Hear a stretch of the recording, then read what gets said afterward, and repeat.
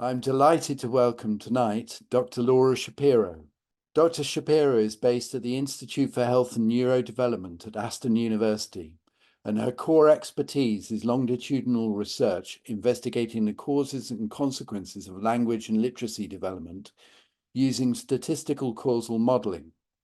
Laura is interested in the foundational skills for literacy and how to support transition to primary school in UK and African contexts.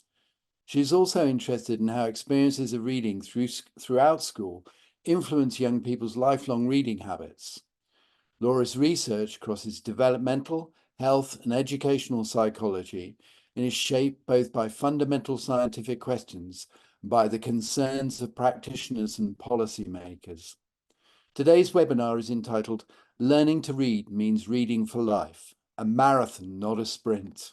Now I'm delighted to hand over to Professor Shapiro. Thanks so much, Richard, for such a great introduction, and really appreciate Learnus for organising these webinar series and for inviting me to do one of them. So very excited to hear everyone's feedback on this talk, and really looking forward to your questions at the end.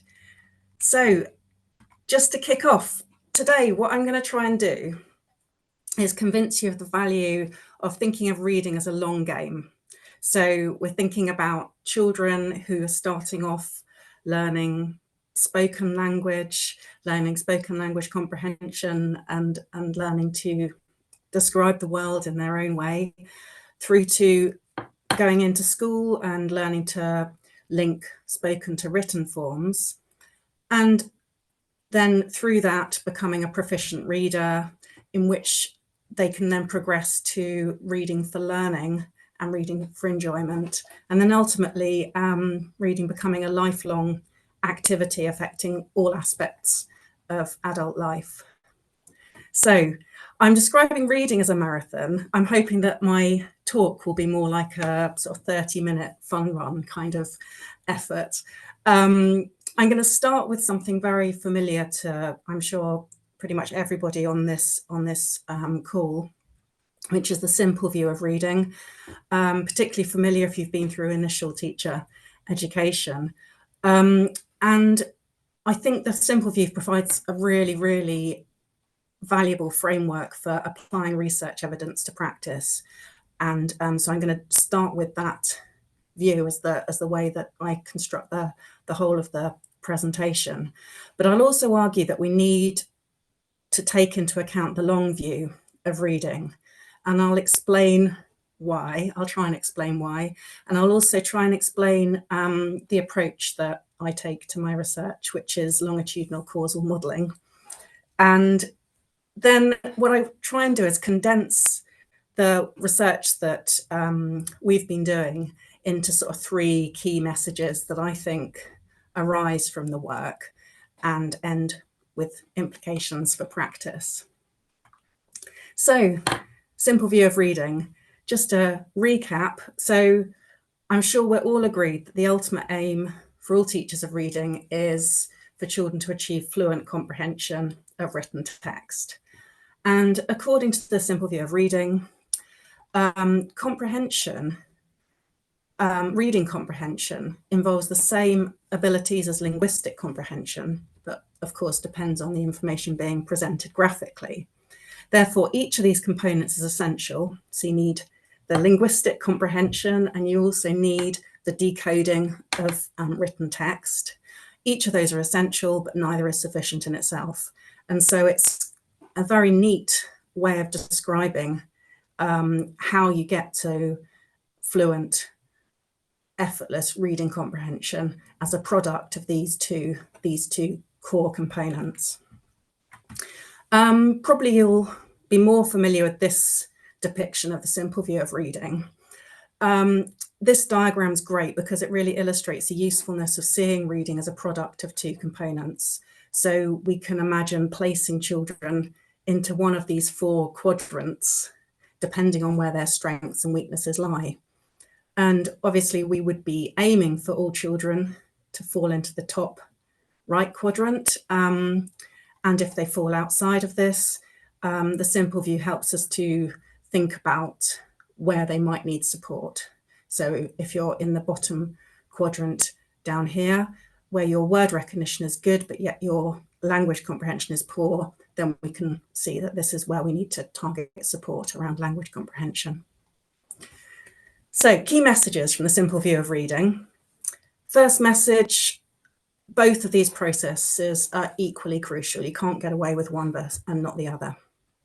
And so, of course, mainstream teaching needs to support both of these processes. And secondly, if a child's having difficulties, we need to understand it could be caused by either of these core components. But it might not be obvious based on observations of their reading. And this is particularly true when you've got children in late primary, early secondary, and they may be struggling to comprehend a text, but you don't know just from observing their difficulties what it is that where the problem actually lies. And that's when you need some kind of systematic way to check. So for example, using a diagnostic assessment to try and understand, is their problem to do with the decoding, or is their problem to do with the language comprehension more broadly? So given the usefulness of the simple view of reading, why do we need a long view? So I'd argue that although it's really, really neat to see reading as a product of two core components, really, really useful framework, but it does obscure the fact that there are multiple processes underlying each component.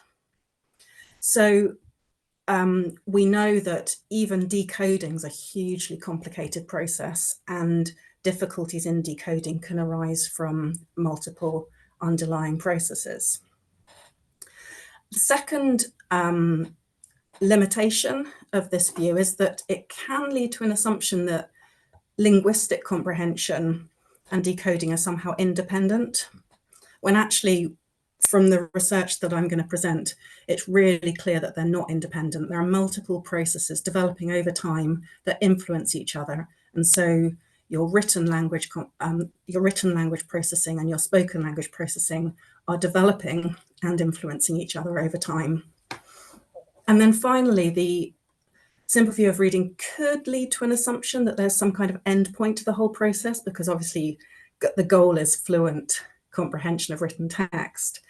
But actually, it's easy to assume that that's a sort of an endpoint that maybe happens by the end of primary school, but that's not true in our research. It's absolutely not a process that finishes at the end of primary and then you go off and you do your learning, having being sure that you're a fluent reader able to comprehend text.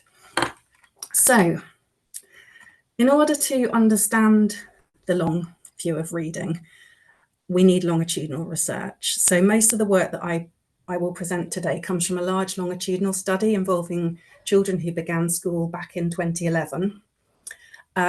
So there were 790 of these children originally from 16 primary schools in and around Birmingham.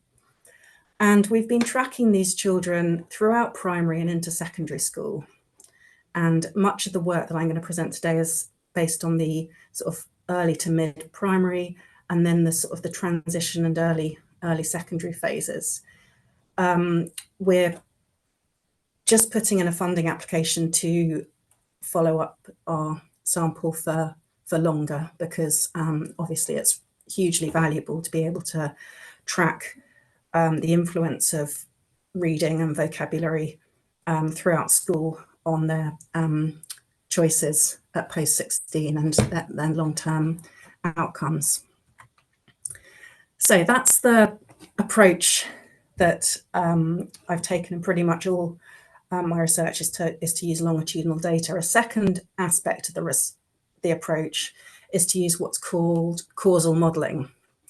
And this is an important approach that helps you measure multiple underlying processes that might all be correlated and try and understand which of these processes are most critical at each stage of reading. And so what you can do with causal modelling is these circles here are what's called a latent variable. And this latent variable, instead of just having a single task, you can have a number of tasks, and a latent variable can capture the commonalities across all of those tasks. So I'm using an example from some of our earlier work led by Anna Cunningham. And I just wanted to use this as a sort of a relatively simple example just to illustrate how you've got lots of things that are related to reading. So children's ability to work with musical notes is related to their reading. Children's ability to work with isolated phonemes, like putting g, k, p in the right order, for example, is related to reading.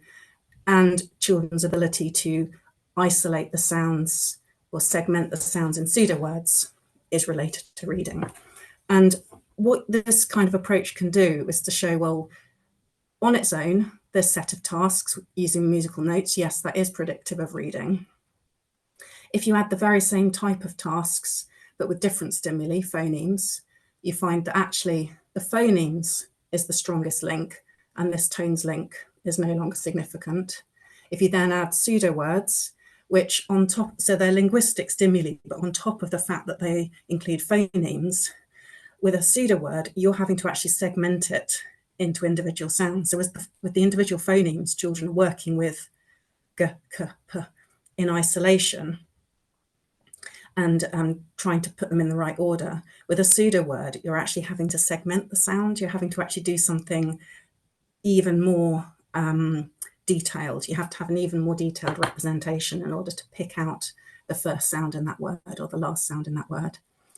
And so that was an early piece of work that we did with this sample to investigate the crucial skills for early reading. And the main message from that is that segmentation is really, really key to predicting reading. So putting things in order is also important, but segmentation is important over and above that. So it's even more powerful if you also use longitudinal data. So the kind of thing that we've done is to have, we'll take certain skills that are developing over time. So for example, in this example, we've got reading developing from age 4 to age 9 across the top. You'll notice I start with letter knowledge, and that's because at age 4, the students that we were working with were not able to read. The vast majority were not able to read before they came to school. And so when we went in October for reception year, we weren't able to measure reading, but we could measure their letter knowledge. And then later on, this skill becomes we're measuring word reading. We measure phoneme awareness over time, so using tasks such as, say, party without the E. So the correct answer would be part. And then we've also got, in this example, we've got non-word repetition. So children were asked to repeat back words of increasing difficulty, such as seprotennial, voltularity by the end. Those are some of the more difficult items. And it started with much easier ones when they were younger. But you can track their performance on these kinds of tasks over time. And then what you can do is build a model. So not all my models look quite as horrendously complicated as this, but this is a nice, I wanted to show you this one because it's a nice way of illustrating the power of longitudinal data. And I think the messages from this are quite powerful in terms of understanding the importance of reading for all other skills. So the first point I want to show from this model is that so this is our final model, and all of these links that are shown are significant. So we systematically remove pathways that are non-significant, and then we end up with the best fitting model. And so this is the best fitting model by the end. And what's important about this model is that it shows that there is what's called a reciprocal relationship between word reading and phoneme awareness. So as you get better at word reading, you get better at phoneme awareness. As you get better at phoneme awareness, you get better at word reading. They're having knock-on effects on each other. And so we all know that you need phoneme awareness for reading. It's a core part of the reading process. It's a core part of the curriculum for beginning readers. But what this also demonstrates is how reading stimulates better specified lexical representations, that's stimulating a more detailed, fine-grained representation, which then improves your phonological awareness over time. You also find reciprocal relationships between phoneme awareness and non-word repetition. So as you get better at phoneme awareness, it then has knock-on effects on your ability to repeat back non-words. Similarly, as you get better at repeating back non-words, that's having a knock-on effect on your phonological awareness. So, the phonological awareness tasks are getting progressively harder as you go along. So you might start by saying, what's the first sound in cat? Later phonological awareness tasks might require you to remove a phoneme from the middle of a word. So say party without the t, and then pari, it suddenly starts getting much, much harder. And so your ability to represent lexical items such as septennial is actually helpful in terms of your ability to represent a real word without a particular letter. So these processes are very, very much interrelated, and they're developing together and influencing each other as children progress. Now, what we found quite exciting about this particular study is that there seems to be a direct benefit as well from reading through to repeating back these non-words. So it's not just that you're getting better at phoneme awareness. It's not just about your phonological representations. There's also something about being able to, like, well, our interpretations of this, it's your ability to somehow visualize the words. So for the very little children, those who have good letter knowledge at age 4 are at an advantage when they're repeating back simple non-words like san. So they'll get the first letter right for certain, and they might be able to hear the other letters as well because of their strong letter knowledge. For older children, they're repeating back quite complex multisyllable words, and it's possible that they are using orthographic cues to help them with this task. So if you can read, even if you've never seen the word septennial written down, you can visualize how it's written, and then that will help you say the word accurately. And so the key thing here is that lots of people would think, oh, non-word repetition, what's the point? I mean, you're not repeating back non-words, is not really a valuable skill in itself. But actually, all words are non-words to start with. So if you imagine like sitting in a science classroom, many of the words will probably sound like non-words to start with. You could septennial and voltularity are both non-words, but you can imagine that kind of word coming up and you're having to hang on to the sound of that word so that you can accurately represent it. I like the example of refraction versus reflection, because they're two very similarly sounding words that are easily confusable in the way they sound, but they're also easily confusable in their meaning. And so if you're sitting in a science classroom and you're able to distinguish between the word refraction versus the word reflection, you'll be at an advantage in terms of hanging meaning onto those two distinct words. So basically, this is really fundamental for vocabulary learning. And that's what led us on to the Reading and Vocabulary Project. So at this point, we are starting to, so we're working with the same sample. They started school in 2011. They moved into secondary in 2018, and it was just before then that we began, so from year 5 onwards, we began a large subset of vocabulary and reading comprehension tests to try and understand how their earlier reading ability impacts their vocabulary and their reading comprehension. So to do this, we used similar causal modelling techniques that I presented earlier. And this time the focus is really trying to look at the relationship between reading and vocabulary in late primary and early secondary. So these are children who are now expected to be reading to learn. So from year 5, their expectation is that they can read independently, and the task for them is to really get proficient enough such that they're able to actually learn from the text that they're reading.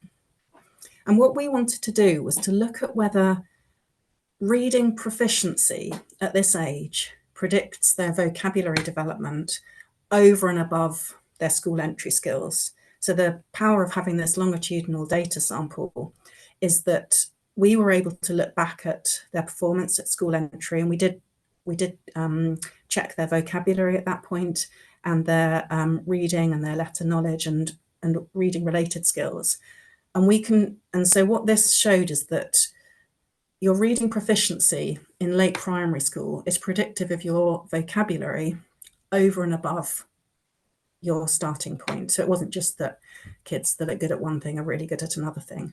It's that the proficiency at the end of primary is really important. So that is an effect of teaching. So that's what the school has given them over and above what they started with. And so that's quite exciting in terms of the power of reading to support vocabulary and all subsequent learning. And with the modelling that we did, this is a very simple depiction of the model, but it gets across the main messages, which is, first of all, as children become more proficient readers, they read more books up to a certain point, at least at the end of primary. We're finding that proficiency was predictive of the amount that they are reading in their own time. So we asked them about their reading. We got them to fill in reading diaries. And then that exposure to books enhances their vocabulary knowledge. So that's a sort of indirect effect of reading proficiency. But what was exciting is that we also found there was a direct relationship. So children who were more proficient readers were actually better at learning new words from text. And there are clear theoretical reasons for this. So, for example,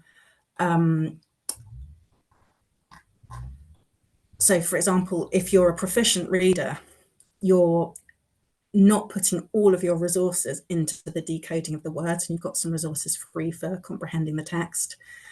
So that's one reason, and there are other reasons around the quality of your lexical representation. So being a better reader means you've got a stronger, more detailed lexical representation, and that allows you to hang meaning onto that representation more easily. So a little bit like what I was saying about reflection versus refraction. The better readers have got more to hang the meaning on in terms of vocabulary learning. And so importantly, this route too, this direct route, was significant over and above the indirect link via exposure. So messages 1 and 2. First of all, there's a reciprocal development of skills underlying spoken and written language. So the spoken and written language are developing together. It's not the case that you've learned spoken language in preschool, stop, learn written language in primary school, stop. It's more that you start with your spoken language, obviously, but then that continues to develop, and actually your reading proficiency is feeding into your spoken language development. So a child who's a good reader will be better at picking up information from spoken language in class. You don't even have to see it written down. If you're a good reader, that word, you'll be able to retain that word more easily than somebody who's not such a good reader. And the second point is that both reading proficiency and engagement with reading are crucial for vocabulary learning. And the first implication I'm going to take from this is that if we support reading proficiency, that'll have knock-on effects on broader language learning skills, and it will have knock-on effects on reading engagement. So you support reading proficiency, and then their children's spoken language will improve. You support reading proficiency, and then they will read more books. Okay, so that's easy to say, but how do we support reading proficiency? Well, actually, in the most part, this is happening already. So mainstream classroom teaching in England's classrooms is very effective. So it is easy to get headlines by pitching this phonics versus fun dichotomy as if you can only do one or the other. But actually, in reality, mainstream teachers in England aren't teaching to either of these extremes, and mainstream classroom teaching is very effective. And I've just cited a really nice big study that was able to use the incremental rollout of systematic phonics across different local authorities to show how that then led to changes in children's attainments across those different authorities. So having said that, what we do lack evidence on is how to support children with difficulties. And teachers are faced with a really bewildering choice of commercial interventions. So it isn't, so obviously mainstream classroom teaching, that's the priority, and that is going very well. Oh, I should say, the well-stocked library bit, I think if there is a crisis, it'll be in the libraries, because that's one thing that certainly in Birmingham, and I know elsewhere in the country, we are definitely going through cuts in terms of school libraries, community libraries. And so I think that would be the issue. I think what's going on in mainstream classroom teaching is very good, but we just need support. We need school librarians and libraries so that children have access to lots of books that they enjoy reading. But what I'm going to focus on now is the evidence on how to support children who have reading difficulties. So the difficulty that teachers are faced with is that there's a huge amount of choice. So there are lots and lots of interventions to choose from. They cost vastly different amounts of money, and they look very different on the surface. But what's difficult to identify is whether they've got the important active ingredients you need in order to be effective for a particular child's difficulties. So in order to address this, what a team of us did was to devise an experimental study that tries to break down the components of the decoding process. So phoneme awareness, letter sound knowledge, blending and decoding of letters. And we developed a registered report, which basically it's a way of conducting scientific research where you propose the methodology, you get reviewers to read it, and then those reviewers will suggest changes, you develop it together with the peer reviewers, and then eventually get in principle acceptance of your methodology. You then run the study, and then it's published later on down the line once you've actually done the study and proved that you did what you said you were going to do. So it's very, very much a controlled experiment rather than a trial of an intervention. But what we did is we gave children different types of training. So they were either segmenting or blending the sounds of words. They were always given the same words and always with the same context picture. They were either were just segmenting and blending the sounds in each word without ever seeing the word written down, or they were given the word written down, but they were just asked to sound out each grapheme. So they were never asked to blend the word, although they did hear the word in the context part. Or they were given the decoding condition where they were effectively doing both. So they were sounding out each letter and then blending them together. What we found is that all of these conditions were equally beneficial for reading outcomes. And we had done pilot work showing that they're all better than control. They're all better than nothing. But in this particular study, they were all equally beneficial for reading. And actually, we were teaching struggling beginner readers to read words that were fairly difficult, and they were managing this. So this extra training did seem to be quite effective, and it didn't seem to matter too much which condition they were in. All of them were effective in terms of helping them learn to read these words. But what we did find was that there's a greater benefit of the decoding condition on the phoneme awareness outcome. So actually extra training on segmenting and blending letters in the presence of print. So it's exactly the same as the phonemes condition, but they did actually see the word and they had the letters in front of them, was actually the greatest benefit for phoneme awareness.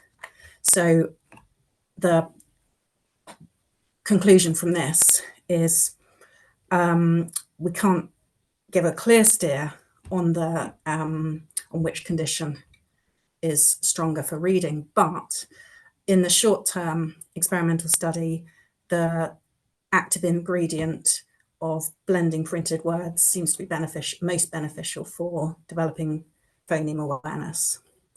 And given the importance of phoneme awareness in reading development, that would be the one I would plump for if you were looking at what active ingredient should be used to support early reading. So it's important that these children are all getting mainstream classroom teaching. This was just an add-on. So if you need an add-on, this is likely to be the place to go. But this is early support. Obviously, it's really important, but it's not sufficient. So our data on our longitudinal data suggests that there are children that will need support even in late primary and into secondary school. So even given the optimal mainstream classroom teaching, the optimal intervention to try and prevent difficulties from happening, it's likely that children will continue to need support later, and so ongoing monitoring and support is likely to be needed. And the reason for this is that when we've tracked children's reading proficiency over time, so this is just one measure. This is their ability to read a list of sight words as efficiently as possible. So this is their speed, basically. We're finding that there's significant growth all the way through. It doesn't look very much like they're improving, but they are. They're significant, even between each time point there's significant, but the scale is so big that it's hard to see the improvement. But you'll have to just trust me that it is significant. They're getting better, and they're continuing to get better into secondary school. But growth is relatively small, and definitely small in comparison with the huge variation between children. So a key message from this is that reading is not just a primary school concern. So if you look at children in year 5 and children in year 8, they're almost like entirely overlapping. So the average has gone up a bit, but basically a teacher with a class of year 5 children and a teacher with a class of year 8 children, the reading skills in that class are not going to be that different, and you're going to have plenty of children in the year 8 class who would look like a year 5 child in terms of their reading ability. So key messages. First two I've already gone over in some detail, so I won't repeat them. The third one really just reading proficiency continues to develop into secondary school, and there's huge variation in proficiency. So this is something that clearly needs to be targeted. So we know that early identification support is necessary. I'm arguing it's not sufficient. In secondary school and late primary and secondary school, it's really important to check that children can actually access books that they can read and understand. Kathy Rassel did a great research ed talk on highlighting the range of vocabulary in different texts that children might be confronted with.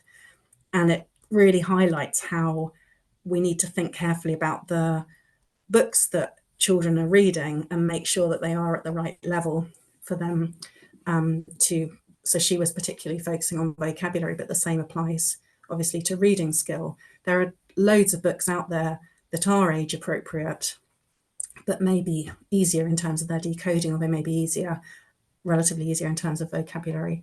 And so on the one hand, it's important to make sure that children are able to access books for enjoyment.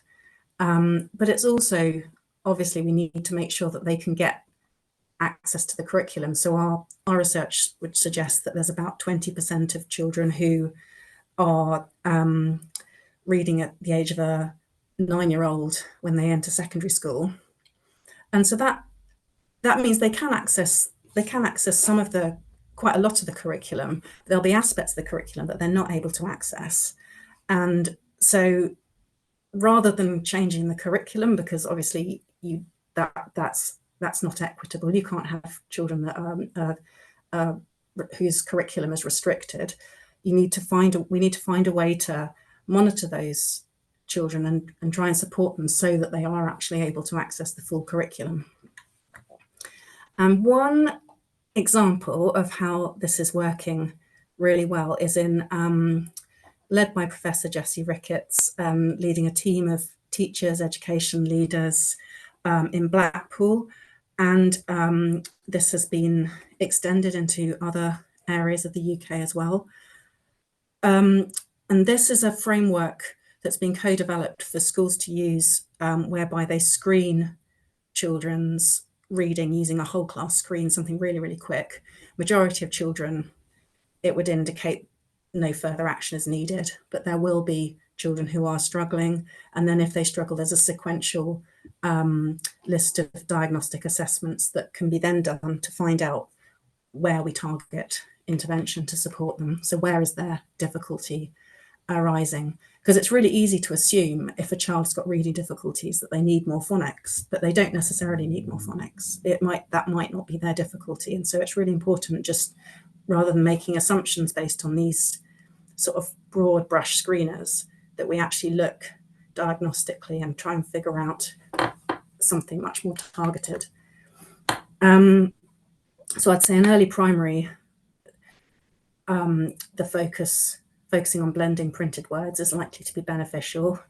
In late primary or secondary, this support will need to be tailored quite carefully.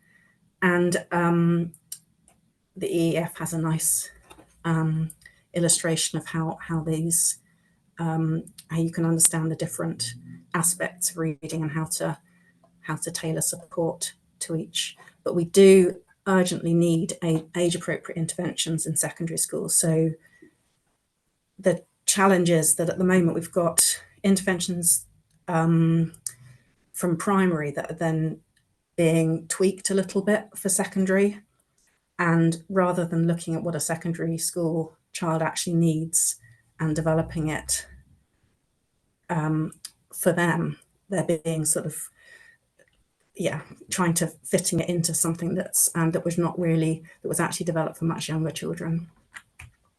Okay, finally, the elephant in the room, I think, is that even if we do all of this and work really, really hard on proficiency, we know that many proficient readers don't choose to read for enjoyment. And we do know this from our longitudinal research. We know that there's a subset of children who were telling us that they're reading for fun outside school, certainly by secondary school. So what can we do about this? There are promising strategies in primary, and in particular, this approach, the Love to Read approach that I was involved in, led by Sarah McGowan, is really, really promising for primary and freely accessible. It's evidence-based principles about how to support reading motivation and reading engagement, and with activities that are co-developed with teachers to develop feasible, realistic, acceptable activities. But we don't have anything like this for secondary. And there's a real lack of evidence on what would work in secondary to create a culture of reading. So thanks to the many collaborators that have been involved in this work, there's a huge number of people that have inputted in all of these studies, including advisory boards, many teachers that we discuss the work with who then weren't necessarily part of the participatory team. And obviously the funders as well. But yeah, just to thanks everyone who's involved, and that we've got a public report for the Reading and Vocabulary Project, which is, I think, quite accessible. So thank you. Thanks so much, Laura. That was absolutely fascinating. We're now open for questions. We do have one already from Megan Dixon. How do you explain the vast body of literature exploring the development of reading comprehension and how it can be fostered, and how this is modelled in the classroom? Yeah, well, Megan, I know you're more of an expert than me on sorry, Laura, that was a nasty question. I admit that. Yeah.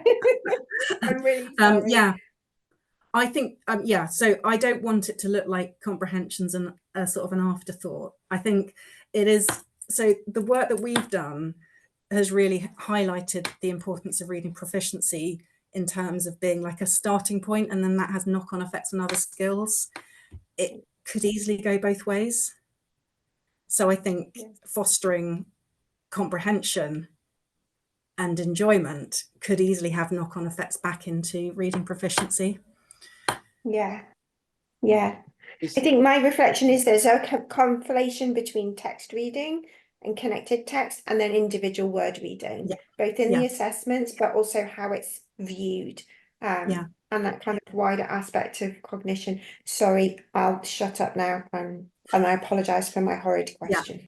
Yeah, I get that. So just to respond, I think so we did measure reading comprehension, and we've looked at the importance of reading proficiency on reading comprehension, but we have measured reading comprehension later in the sample, and also it's such a huge, like, if you're trying to break down the components, we think of it as an outcome, basically. That's how we've treated it, because it's so hugely complicated. And we're trying to identify the sub-processes that might contribute to that outcome. Yeah, so and that comes from the simple view of the conceptualization of the simple view of reading. Yeah, I get that. It's just interesting, isn't it, to look at it from another angle where there's I'll be quiet. Yeah, absolutely. Yeah, thank you, Megan. Do we have any further questions for Laura at this stage? I was going to ask a question. Sorry, I can't turn my video on, but it's fine. I'll just auditory ask it. Hi, Laura. Great talk, by the way. I really enjoyed it. And I just wondered, because at the end you said the next step would be to look at how to engage secondary school students with getting them to read more for pleasure. And I just wondered what that might look like, because obviously getting the little ones to engage with reading is totally different from teenagers who have so many Absolutely. It's a big problem.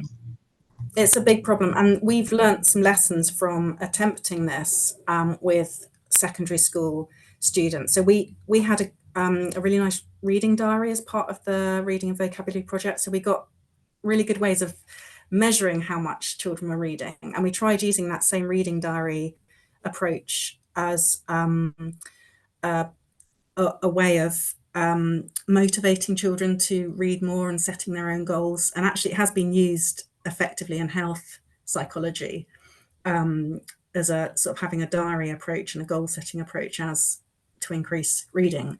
But we really learnt our lesson that you can't come up with some kind of plan and then tell teenagers, even if you do lots of engagement with them and sort of like say, look, this is what we're planning to do, can you help us tweak it, make it a bit better? We got something better, but it wasn't what they wanted in the first place. So we're actually thinking we're going to have to take a step back and have a much more authentic way of getting teenagers' voice heard, and trying to figure out how do they frame reading. We probably got it like reading for pleasure. I mean, maybe that's the problem. Maybe we don't really want to be calling it reading for pleasure when that doesn't ring true for them in the first place. So I think we're going to have to take a few steps back to try and engage. The diary approach doesn't work very well, you think? It's more could be, I don't know, maybe finding really great books or series of books that you can get them, hook them that way. Yeah, there are young people who are reading, and we need to get, I mean, Charlotte Webber's done a lot of really interesting work in terms of listening to young people who describe themselves as readers, and think about what do they get out of it, and then can we find a way that we can then share that experience with other people who might not have thought of it. Okay, cool. Thank you. Thanks. Yeah, good question. Can I just build on it, actually? I just wanted to say, because my background's secondary, and I think you may have hit the nail on the head a little bit there, Laura, and this is all very anecdotal, I know, but the reading for pleasure phrase is really problematic with older students. And of course, there are, you know, young adults who really do find reading pleasurable. But I think we've got a long way to go with our curriculum and the offer within secondary schools, you know, that reading for purpose, which then hopefully leads to reading for pleasure. Yeah, absolutely. That's really good to hear that you've got a similar experience. Yeah, I think we need to get young people's voices in there much more clearly from the outset. We can't just come up with some idea of our own in a vacuum and then put it to them and expect them to tweak it. I think we need to actually listen to them in the first place. Yeah, absolutely.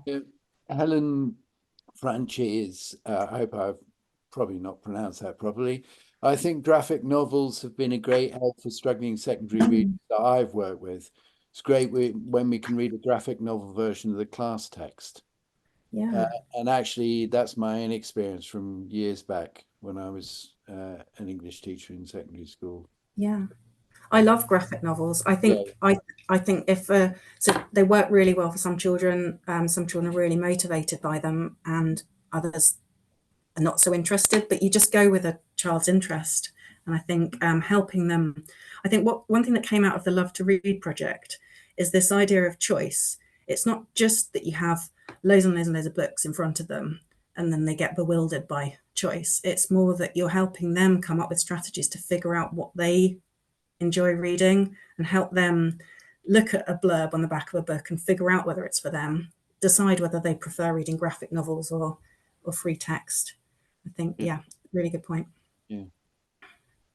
Have we got any more questions that anybody wishes to ask? It does, you know, I've been involved in this for a very long time. I was a secondary teacher and a head teacher. It's not one thing or the other, is it? It's the interplay of a number of different things that gets kid to a position where they can read proficiently, and it's a self-reinforcing thing, isn't it? And as there are so many aspects to it, those fundamental aspects need to be there, but there are social and economic influences that come into play, and the influence of peers and siblings. All of those things are really fascinating when you see them playing out in the classroom with individual kids. Yeah. So are you aware of any new interventions being designed specifically for secondary readers? There are there are interventions that are being, I know that there are interventions that are being adapted from primary. So the What Works Clearinghouse is the most comprehensive list of interventions that I'm aware of. And in the What Works Clearinghouse, they do have specific secondary interventions, but they all seem to be based on primary and then tweaked for secondary readers. I don't know of any that are being developed from scratch, actually looking at what do secondary readers need and then starting from that point. Okay. Isn't that what you did, Megan, for your PhD? You had a secondary reading comprehension intervention. Sorry, I don't know if you're still there, Megan. Comprehension. No, sorry, Anna, no. I have done some secondary work with Jessie Ricketts, and we, with another colleague, Lucy, have done some. We've developed a kind of little webinar that's really accessible, kind of overview training for secondary non-specialist teachers, because I think one of the things that we were considering is that actually, yes, we need intervention, obviously, for perhaps the lowest 20% of children who aren't reading at the proficiency levels. But to take your point, Laura, that reading's a kind of marathon, we have to keep going at it. And there are lots of things and tweaks to practice in classrooms that teachers of any discipline and any subject can make quite easily, just by understanding a little bit more about how reading develops and asking specific questions.